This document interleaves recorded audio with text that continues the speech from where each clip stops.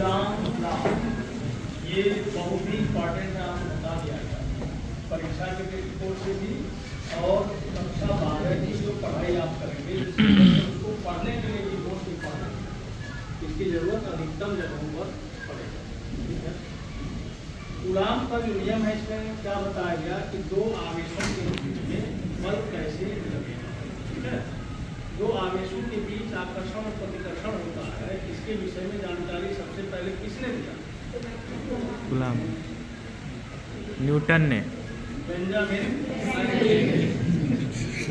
Franklin ने बताया था ना कि आवेश जो होंगे सजातीय आवेश, अच्छा आवेश हम एक दूसरे को आकर्षित करेंगे, और जो विजातीय आवेश होंगे आकर्षित करेंगे। ये पहले ही बता दिया था 1750 ईस्वी में बेंजामिन फ्रैंकलिन ने।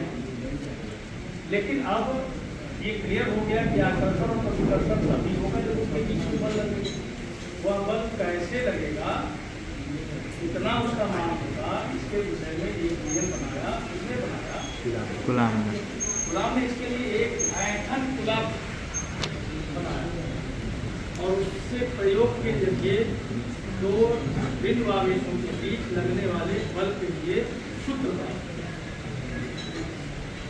क्या बताया कि अगर दो आवेश, एक आवेश मान लो यहाँ पर है Q1, दूसरा आवेश मान लो यहाँ पर है Q2, ठीक है, और ये कुछ दूरी पर रखे जाएंगे।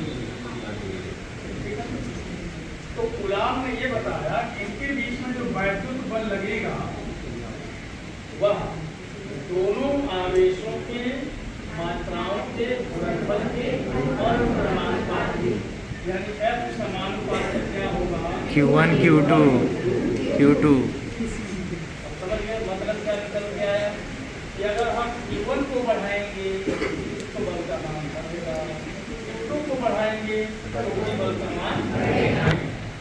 ये यही कह रहा है, Q1 Q2 में से दोनों में से किसी को भी बढ़ाएंगे तो बल बढ़ेगा, किसी एक को घटाएंगे तो बल घटेगा, दोनों को बढ़ाएंगे दोनों को घटाएंगे तब भी बल का मान घटेगा बढ़ेगा। आगे क्या बताया?